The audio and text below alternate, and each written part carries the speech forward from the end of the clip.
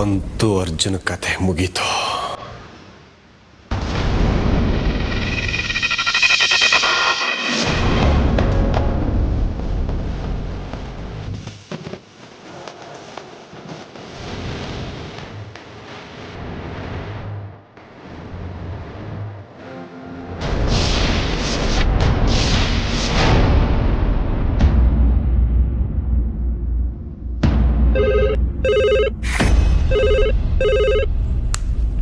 Hello boss, ನೀವು ನನಗೆ ಒಪ್ಸಿದ ಕೆಲಸನ ನಾನು ಮುಗಿಸಿದ್ದೀನಿ.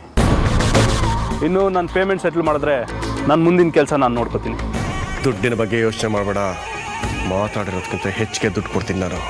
ಆದರೆ ಅವನ ಡೆಡ್ ಬಾಡಿ ನೋಡೋ ತನಕ ನನಗೆ ಸಮಾಧಾನ ಇರೋದಿಲ್ಲ. ಅವನು ಸತ್ತಿರೋದನ್ನು ಕನ್ಫರ್ಮ್ ಮಾಡಿಕೊಂಡು ಆ ವಿಡಿಯೋನ ಕಳಿಸಿ ಅಲ್ಲಿಂದ ಹೊರಟು ಬಾ ನೀನು. ನಿನ್ನ ದುಡ್ಡು ರೆಡಿ ಇರುತ್ತೆ. ಆಯಿತು ಬಾಸ್, ನೀವು ಹೇಳ್ದಾಗೆ ಮಾಡ್ತೀನಿ. ಹಾಂ,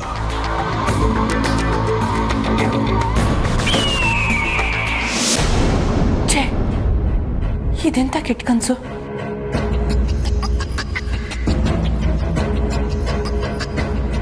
ಅರ್ಜುನ್ ಅವ್ರಿಗೇನಾದ್ರೂ ಅಪಾಯ ಆಗಿರ್ಬೋದಾ?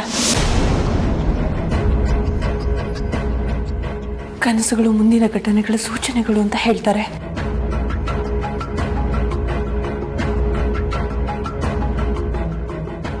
ನಾನು ಅಜ್ಜಿ ಅಷ್ಟು ಬೇಡ ಬೇಡ ಅಂತ ಹೇಳಿದ್ರು ಅರ್ಜುನ್ ಅವರು ನಮ್ಮ ಮಾತನ್ನ ಕಿವಿಗೆ ಹಾಕೊಳ್ಳಿಲ್ಲ. ವಿಷ್ಣುನು ನನ್ನ ಮೇಲೆ ಅಜ್ಜಿ ಮೇಲೆ ಜೋರು ಮಾಡಿಬಿಟ್ಟ. ಇಷ್ಟೊತ್ತಿಗೆ ನಿನ್ನ ಜೀವ ಶಿವನ ಪಾದನೋ ಯಮನ ಪಾದನೋ ಸೇರಿರುತ್ತೆ. ಇವತ್ತು ನಾನು ನೆಮ್ಮದಿಯಾಗಿ ಮಲ್ಕೊಳ್ತೀನಿ, ನೆಮ್ಮದಿಯಾಗಿ.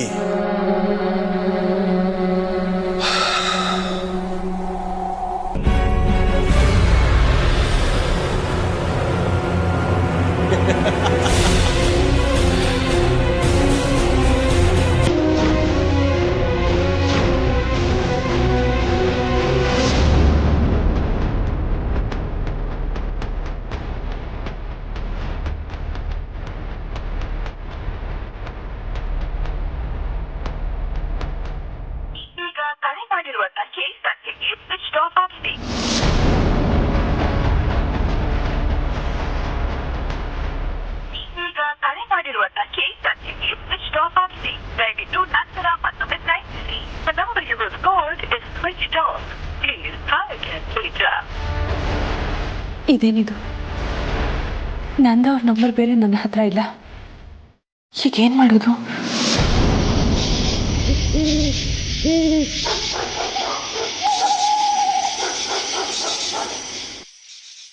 ಗೆಳೆಯ, ನಾನಂತೂ ಇವತ್ತು ಟ್ರಕ್ಕಿಂಗ್ ಮುಗಿಸ್ಕೊಂಡು ಬರ್ತಾ ಇದ್ದಂಗೆ ಫುಲ್ಲು ಚಿತ್ತಾಗ್ಬಿಡ್ತೀನಪ್ಪ.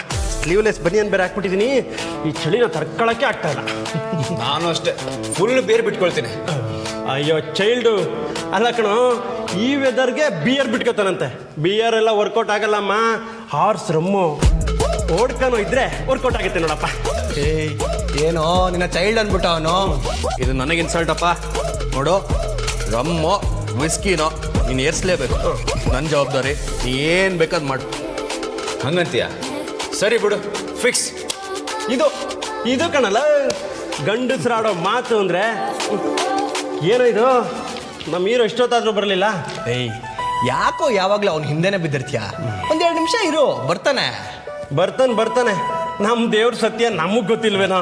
ನೋಡ, ಸೈಕಲ್ ಗ್ಯಾಪಲ್ಲಿ ಸ್ವಲ್ಪ ಟೈಮ್ ಸಿಕ್ಕರೆ ಸಾಕು, ಹಂಗೆ ಅಮೃತ್ ಅವ್ರಿಗೆ ಫೋನ್ ಮಾಡ್ಬಿಟ್ಟು ರೊಮ್ಯಾಂಟಿಕ್ ಮೂಡ್ಗೆ ಹೋಗ್ಬಿಟ್ಟಿರ್ತಾನೆ.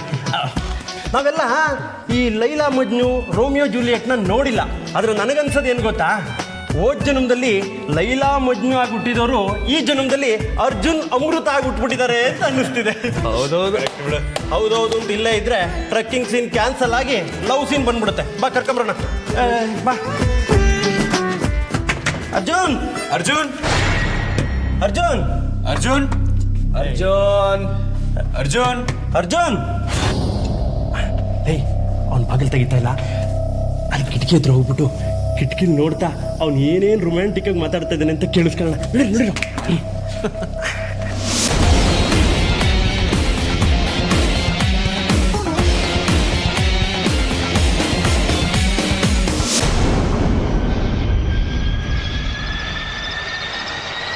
ಅರ್ಜುನ್ ಅರ್ಜುನ್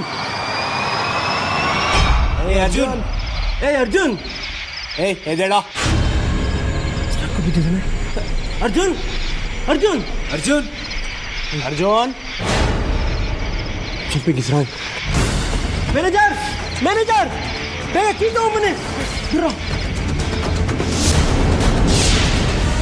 ಸರ್ ಬೇಗ ಬನ್ನಿ ಸರ್, ಬಾಗಿಲು ತೆಗೀರಿ. ಅರ್ಜುನ್ ಎದ್ದೇಳು. ಅರ್ಜುನ್ ಏನಾಯ್ತು ನನಗೆ? ಅರ್ಜುನ್ ಪ್ಲೀಸ್ ಮಾತಾಡೋ. ಅರ್ಜುನ್ ಸರ್ ಇಲ್ಲಿ ನೋಡಿ ಸರ್, ನಮ್ಮ ಅರ್ಜುನ್ಗೆ ಏನೋ ಕಚ್ಚಿದೆ ಸರ್, ಅದಕ್ಕೆ ಸರ್ ಅವನು ಅನ್ಕಾನ್ಸಿಯಸ್ ಆಗಿ ಬಿದ್ದಿದ್ದಾನೆ ಸರ್. ಬೇಗ ಡಾಕ್ಟ್ರಿಗೆ ಫೋನ್ ಮಾಡಿ ಬೇಗ ಬರಕ್ಕೆ ಹೇಳಿ ಸರ್, ಪ್ಲೀಸ್ ಸರ್. ಅರ್ಜುನ್ ಏನಾಯ್ತು? ಎದ್ದೇಳು ಅರ್ಜುನ್.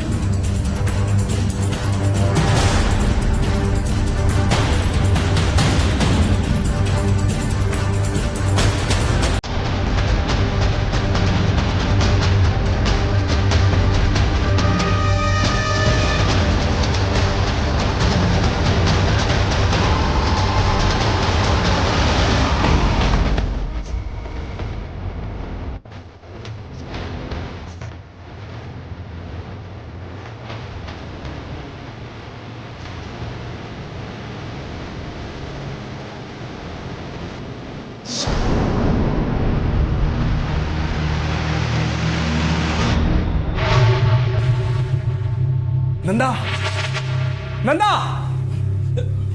ಹೇಯ್ ಏನಾಯ್ತು? ಯಾಕಂಗೆ ಕಿರ್ತಾ ಇದೆಯಾ? ಅಲ್ಲಿ ನೋಡು. ಏನೋ ಇದು ಜೇಡ ಇಷ್ಟೊಂದು ದೊಡ್ಡದಾಗಿದೆ. ಇದೆ ಅರ್ಜುನ್ ಕಚ್ಚಿರೋದು, ಅದಕ್ಕೆ ಅವನು ಅನ್ಕಾನ್ಶಿಯಸ್ ಆಗಿರೋದು. ಜೇಡ ಕಚ್ಚಿದ್ರೆ ಯಾರಾದ್ರೂ ಅನ್ಕಾನ್ಸಿಯಸ್ ಆಗ್ತಾರೇನೋ? ಇದು ಟೊರೆಂಟಲ್ ಅನ್ನೋ ಜೇಡ ಕಣೋ. ಇದ್ರ ವಿಷ ಆ ಕಾಳಿಂಗ ಸರ್ಪದ ವಿಷಕ್ಕಿಂತ ತೀಕ್ಷ್ಣವಾಗಿರುತ್ತೋ. ಹಾಗಾದ್ರೆ ಮೊದಲು ಅದನ್ನು ಹೊಡೆದು ಸಾಯಿಸು.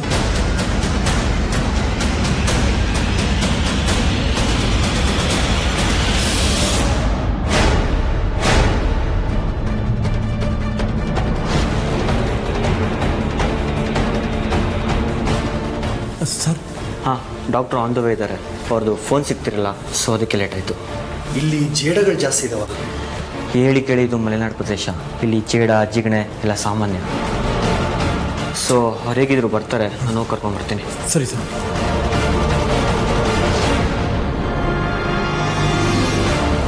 ಏನು ಮಾಡೋದೀಗ?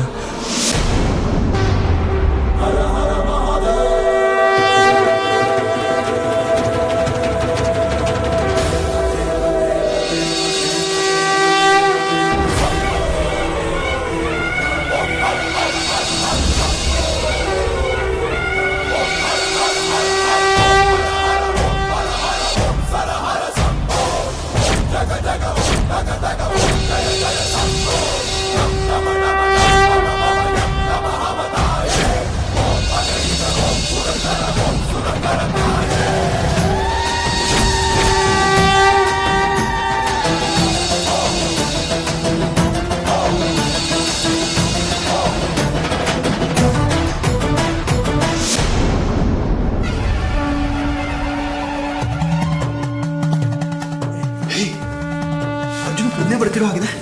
ಅರ್ಜುನ್ ಅಬ್ಬಾ, ಅರ್ಜುನ್ ತೀರಾ ಪ್ರಾಣಾಪಾಯ ಇಲ್ಲ. ಇನ್ನು ಸ್ವಲ್ಪ ಹೊತ್ತಲ್ಲೇ ಚೇತರಿಸ್ಕೊಳ್ಳೋ ಆಗಿದ್ದಾನೆ. ಅರ್ಜುನ್ ಕಂಡ್ಬಿಡ್ತಾ ಇದ್ದಾನೆ. ಅರ್ಜುನ್ ಎದ್ದೇಳು ಬ್ರೋ. ನಿಧಾನ ಅರ್ಜುನ್, ನಿಧಾನ.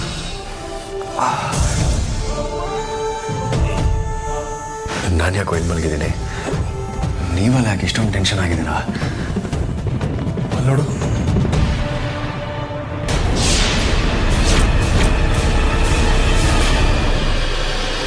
ಇದೇ ನಿನ್ನ ಕಚ್ಚಿದ್ದು? ಇದು ಟೊರೆಂಟಲ್ ಸ್ಪೈಡರ್ ಅಲ್ವಾ? ಹೌದು. ಏನು ಇದು ನನ್ನ ಕಚ್ಚಿದ? ಹೌದು. ಇನ್ನೂ ನಾನು ಬದುಕಿದ್ದೀನಾ? ಹೇಗೋ ಸಾಧ್ಯ? ಇದು ಕಚ್ಚಿ ವಿತಿನ್ 5 ಮಿನಿಟ್ಸ್ ಮನುಷ್ಯ ಸಾಯ್ತಾನೆ. ನಾನಿನ್ನೂ ಬದುಕಿದ್ದೀನಿ ಅಂದರೆ ಆಶ್ಚರ್ಯನೇ. ಬ್ರೋ, ನೀನು ಬದುಕಿರೋ ಪವಾಡ ಏನು ಅಂತ ನಾನು ಹೇಳ? ಅಮೃತ ಪ್ರೀತಿ ಕಣೋ. ಅಮೃತ ಪ್ರೀತಿನೇ ನಿನ್ನ ಉಳಿಸ್ಕೊಂಡಿರೋದು.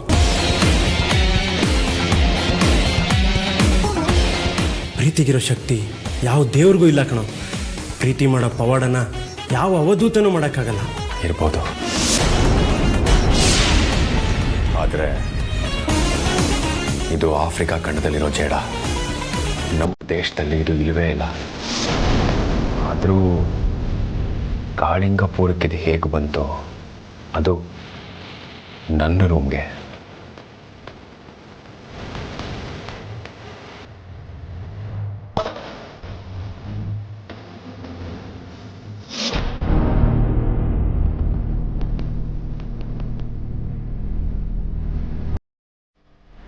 ಅರ್ಚನ್ ಅವರು ಫೋನ್ ತೆಗಿತಾ ಇಲ್ಲ. ನನಗೆ ಬೇರೆ ಈ ರೀತಿ ಕೆಟ್ಟ ಕನಸು ಬಿದ್ದಿದೆ.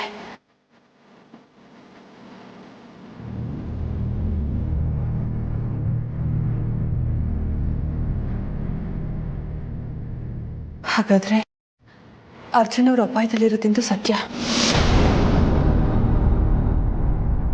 ಆದ್ರೆ ಅದನ್ನ ಹೇಗೆ ತಿಳ್ಕೊಳ್ಳೋದು?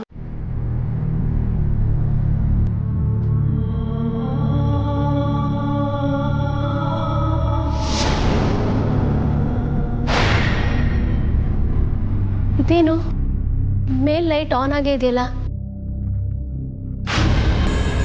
ಅರೆ, ಅಮೃತ ಇಷ್ಟೊತ್ತಲ್ಲಿ ಏನು ಮಾಡ್ತಾ ಇದ್ದಾಳೆ ಒಬ್ಳೆ?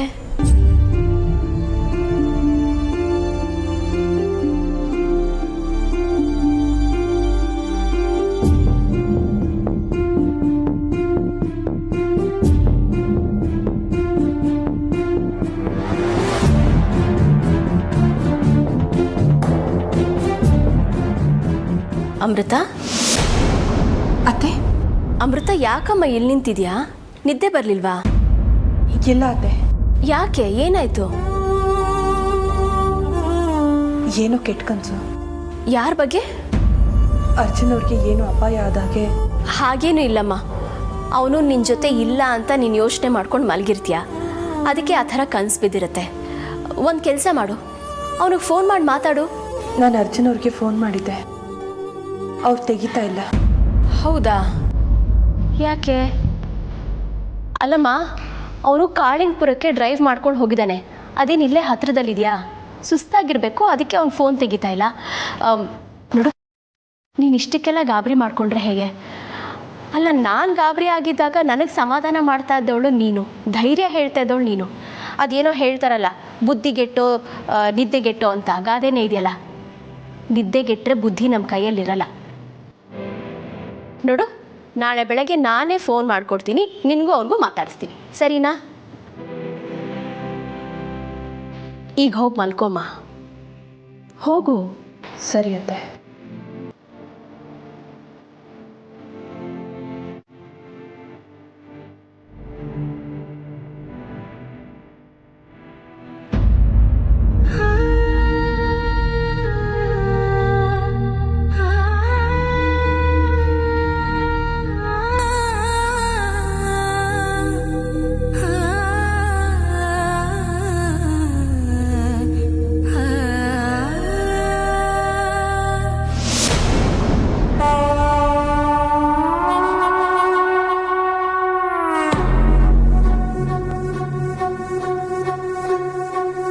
ಸೌಪರ್ಣಿಕಾ, ಬನ್ನಿ ಅಜ್ಜಿ.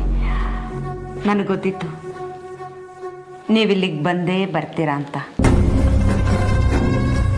ಎಲ್ಲಿ ಏನು ನಿನ್ನ ಮುಖದಲ್ಲಿ ಕೆಲವಿನ ಅಲೆ ಎತ್ತಿ ಕಾಣ್ತಾ ಇದೆ?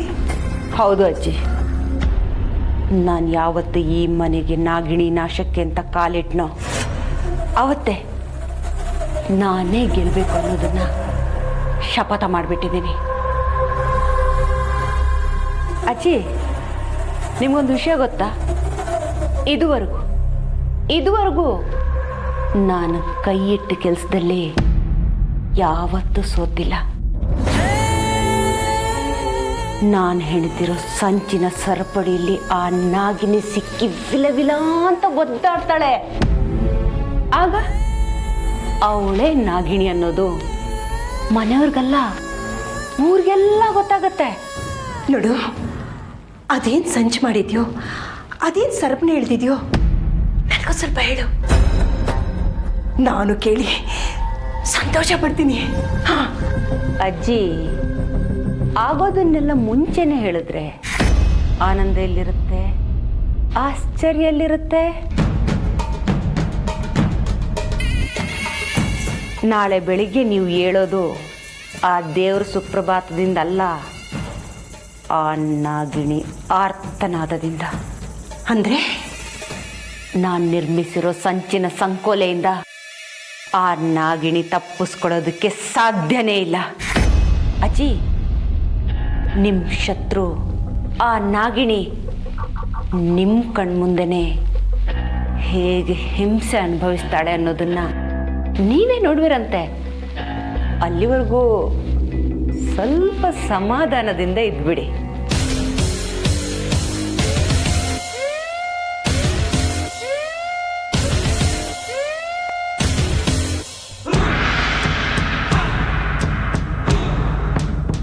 ಆ ನಾಗಿನಿನ್ನ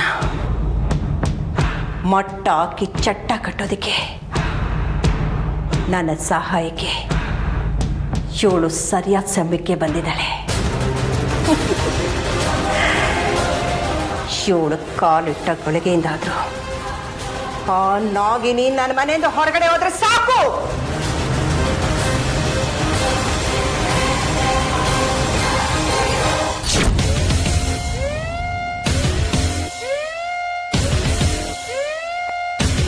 ಸೌಪರ್ಣಿಕ, ಏನದು ಬ್ಯಾಗಲ್ಲಿ? ಅಮೃತನೇ ನಾಗಿಣಿ ಅನ್ನೋದನ್ನ ನಿರೂಪಿಸೋದಕ್ಕೆ ನಾನು ತಂದಿರೋ ಬ್ರಹ್ಮಾಸ್ತ್ರ. ಹೌದಾ? ಏನು ತರ್ಸು?